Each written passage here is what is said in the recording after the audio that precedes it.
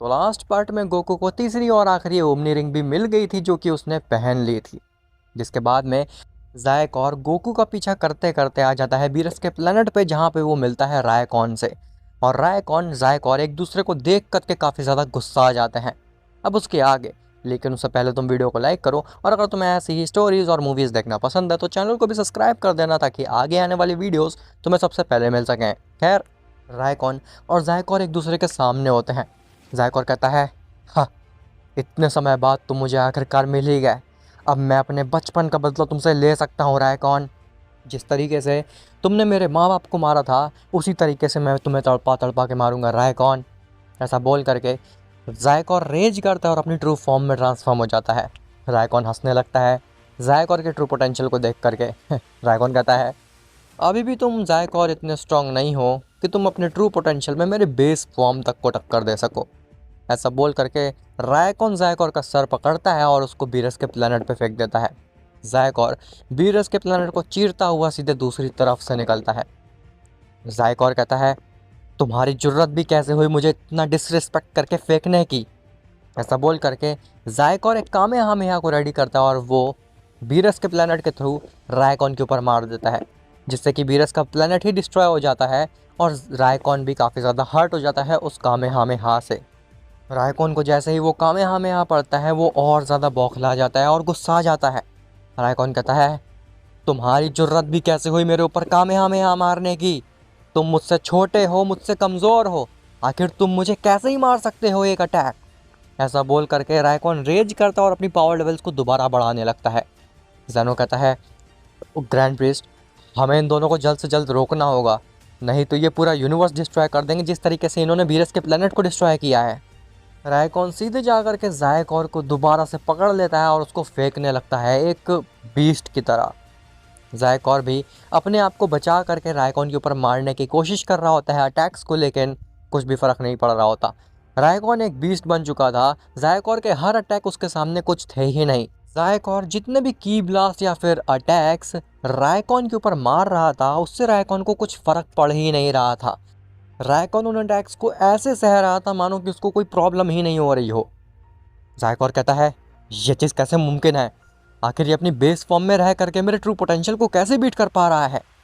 रायकॉन कहता है, मैंने क्या कहा था, तुम्हारी ट्रू पोटेंशियल तो मेरे बेस फॉर्म के बराबर भी नहीं है, और अगर मैं चाहूँ तो अभी तुम्हें मार सकता हूँ, लेकिन नहीं, मैं तुम्हें भी तुम्हारे फादर मदर की तरह तड़पा तड़पा के मारूंगा। मुझे काफ़ी ज़्यादा मज़ा आया था ज़ायकॉर जब मैंने तुम्हारे माँ बाप को चीखते हुए देखा था और वो मेरे सामने भीख मांग रहे थे कि मैं तुमको छोड़ दूँ। ज़ायकॉर जैसे ही ये चीज़ सुनता है, उसके दिमाग में फ्लैशबैक आने लगते हैं और वो इमोशनल हो जाता है। रायकॉन कहता है, "हाँ, क्या हुआ, क्या तुम पास्ट में खो गए? वेल, अभी पास्ट के बारे में सोचने का समय नहीं है, अभी तुम्हारा प्रेजेंट बिगड़ने वाला है, उसके बारे में सोचो।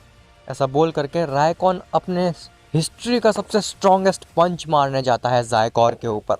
अगर वो पंच ज़ायकॉर को पड़ जाता तो ज़ायकॉर ऑन द स्पॉट ही मारा जाता, उसकी बॉडी उतनी एनर्जी को सह ही नहीं पाती। लेकिन गोकू ज़ायकॉर के बीच में आ जाता है और वो रायकॉन के पंच को एक उंगली से रोक लेता है।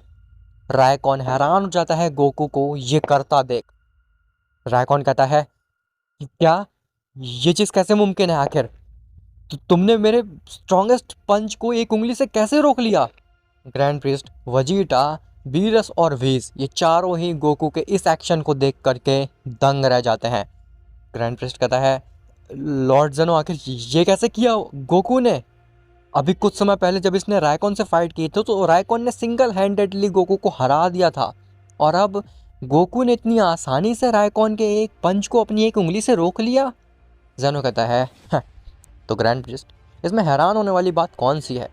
गोकू के पास में अब 2 ओमनी रिंग्स आ चुकी हैं, और हाँ, शायद से मैं ये बात बताना भूल गया कि अगर कोई बीइंग एक साथ 2 ओमनी रिंग को पहन ले तो फिर ओमनी रिंग्स की पोटेंशियल या फिर उनकी एनर्जी 100 टाइम्स बढ़ जाती है, और अगर किसी बीइंग ने तीनों ओमनी रिंग को एक साथ पहन लिया तो उनकी पावर्स 10,000 टाइम्स बढ़ जाती हैं। ग्रैंड प्रिस्ट कहता है, क्या क्या ये बात एकदम सच है लॉर्ड ज़ेनो कि ये रिंग्स एक साथ होने पे इतनी ज़्यादा शक्तिशाली बन जाती हैं। जेनो कहता है हाँ, तुम्हें क्या लगा कि वो बीइंग आखिर तीनों ओमनी रिंग को एक साथ क्यों हासिल करना चाहता है? ग्रैंड प्रिस्ट कहता है इसका मतलब है कि लॉर्ड जेनो दूसरी रिंग हासिल करने के बाद में गोकू आप जितना स्ट्रांग बन चुका है? जेनो कहता है नहीं ग्रैंड प्रिस्ट, वो मुझसे भी ज़्यादा स्ट्रांग बन चुका है, और अगर सच बताऊं तो गोकू मुझसे 2 गुना ज़्यादा स्ट्रांग बन चुका है अब। ग्रैंड प्रिस्ट कहता है क्या? अगर ये बात सच है कि गोकू अब आपको भी सरपास कर चुका है, इसका मतलब है कि गोकू अब हमारे मल्टीवर्स के लिए एक थ्रेट बन चुका है, क्योंकि चाहे गोकू के पास कितनी पावर्स क्यों ना आ जाए, उसका दिमाग तो एक मॉर्टल वाला ही है ना, जो कि कभी भी बदल सकता है इस मल्टीवर्स के प्रति।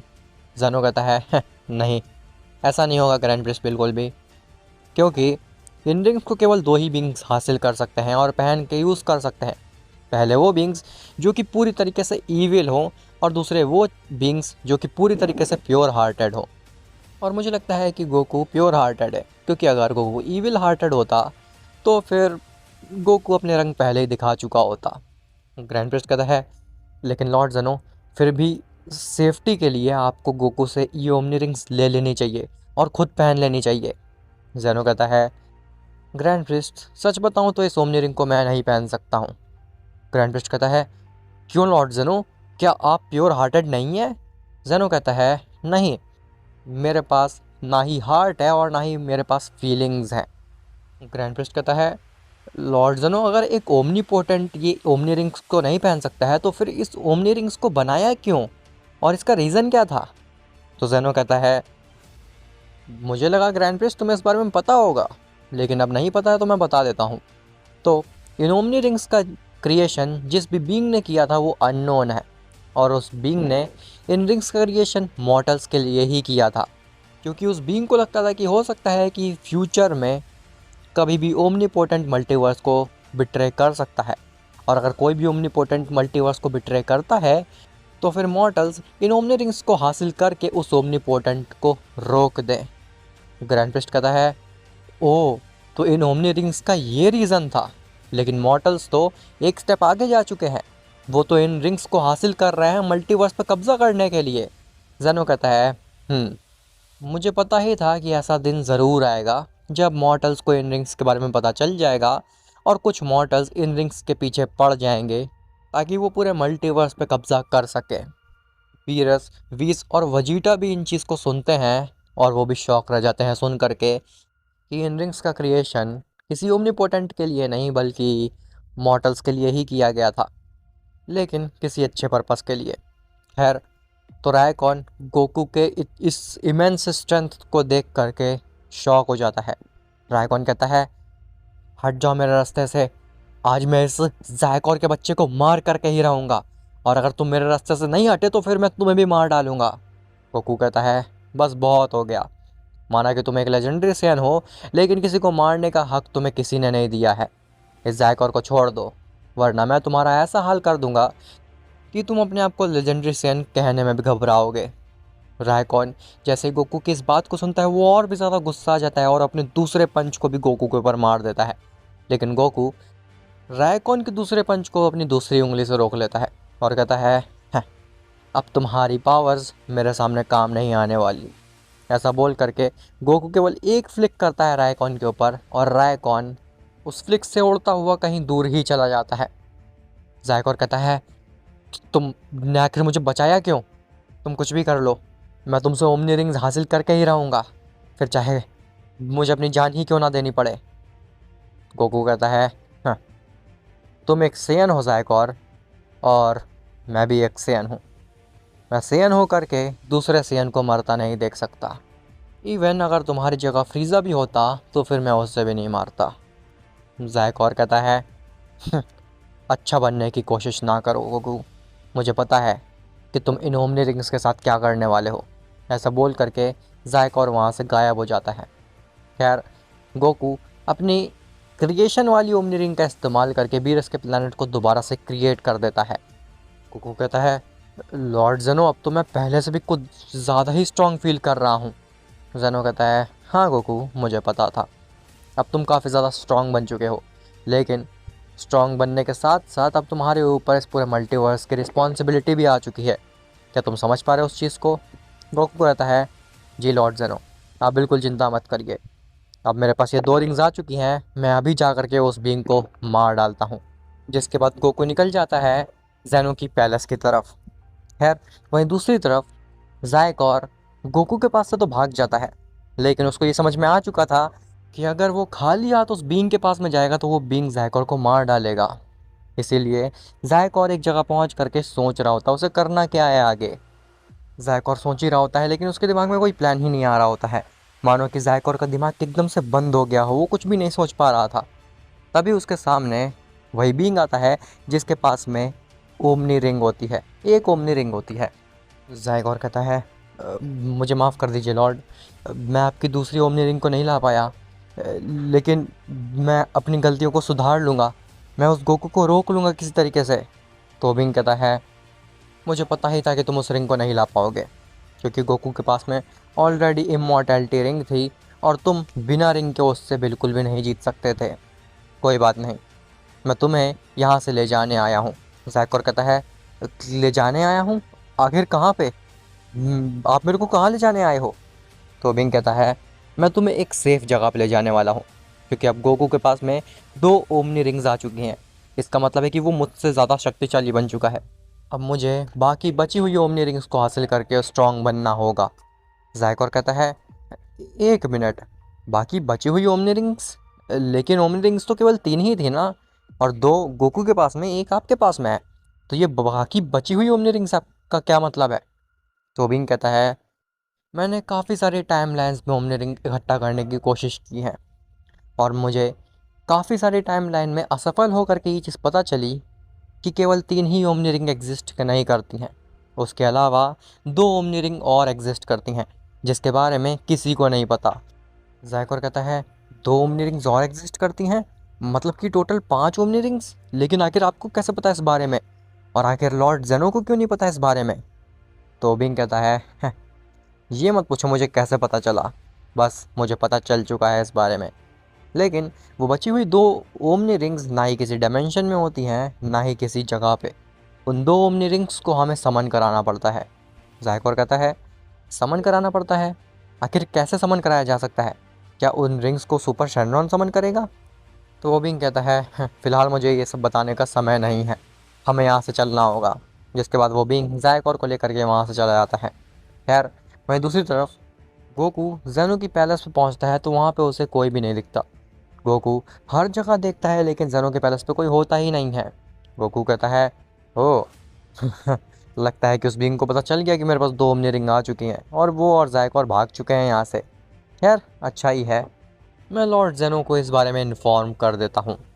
जिसके बाद में गोकू पहुँचता है बीरस के प्लेनेट पे, जहाँ पे वो ज़ेनो, ग्रैंड प्रिस्ट इन दोनों को खुशखबरी देता है कि वो बीइंग भाग चुका है आपके पैलेस से, और अब आप जा सकते हैं अपने पैलेस पे और दोबारा से मल्टीवर्स पे राज कर सकते हैं।